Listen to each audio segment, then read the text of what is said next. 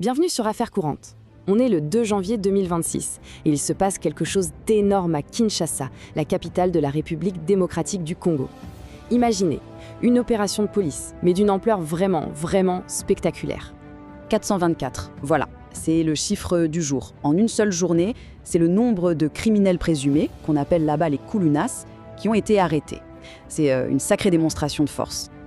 Alors, cette opération, elle a un nom qui claque. Opération Panthère. C'est en fait la réponse, la grosse réponse musclée des autorités face à un vrai fléau qui ronge la capitale et terrorise ses habitants depuis des années. Et regardez un peu l'étendue du coup de filet. L'opération a vraiment balayé toute la ville. On voit par exemple Massina, un quartier très populaire, avec 242 arrestations à lui tout seul. Mais ça va jusqu'à la Gaume, le cœur administratif, donc ça touche partout. Le message est assez clair, personne n'est à l'abri. Ok, on parle beaucoup d'eux, mais c'est qui, au juste, ces fameux Kuluna que la police traque comme ça sans relâche? Pour bien comprendre toute l'histoire, il faut d'abord savoir de qui on parle. Eh bien, le mot Kuluna à Kinshasa, il est devenu synonyme de peur. Ce sont des bandes de jeunes, parfois même très jeunes, qui sèment la terreur. Et leur arme favorite, celle qui fait vraiment froid dans le dos, c'est la machette. Mais comment on en est arrivé là? Un phénomène pareil, ça ne sort pas de nulle part, évidemment. Les racines du problème, elles sont profondes. Un chômage massif qui laisse les jeunes sans aucun espoir, une pauvreté qui écrase tout, la drogue, et parfois même, il faut le dire, une manipulation par certains acteurs politiques. Et pour vraiment saisir la peur et la colère aussi des habitants de Kinshasa, il faut écouter ce que les victimes racontent. Il y a une histoire en particulier qui a été jugée publiquement, qui est juste poignante. Ces mots sont simples, directs, et ils glacent le sang. C'est le témoignage d'un homme qui s'appelle Matali, un homme qui a vu sa vie basculer en une seconde. Voilà comment ça s'est passé. Un Kuluna arrache le sac d'une femme. Matali, un citoyen comme un autre, essaie de l'aider, de récupérer le sac. Et là, l'agresseur se retourne et d'un seul coup de machette, lui coupe la main. Et ce n'est pas fini, ses complices débarquent et s'acharnent sur lui. Tout ça, juste pour avoir voulu aider. C'est cette violence barbare que l'opération Panthère cherche à stopper net. Le truc, c'est que ce n'est pas la première fois que l'État essaie de mater ce phénomène.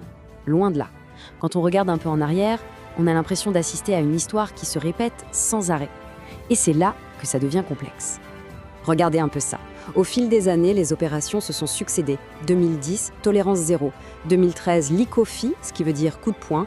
En 2020, on les envoyait au service national. Et aujourd'hui, en 2026, opération Panthère. Chaque fois, les mêmes promesses de ramener l'ordre.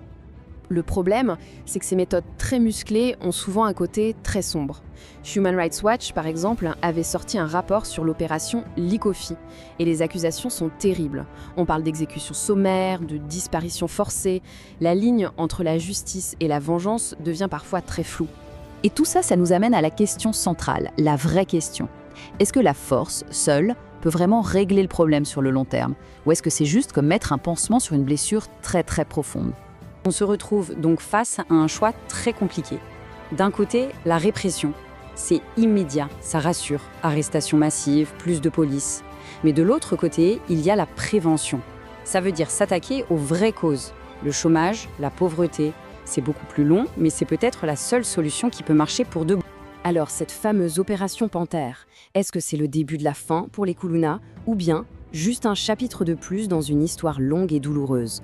Tout l'avenir de la sécurité à Kinshasa se joue maintenant. La question reste ouverte. Merci d'avoir suivi cette analyse et pour ne rien manquer de nos prochains sujets, abonnez-vous à Affaires courantes.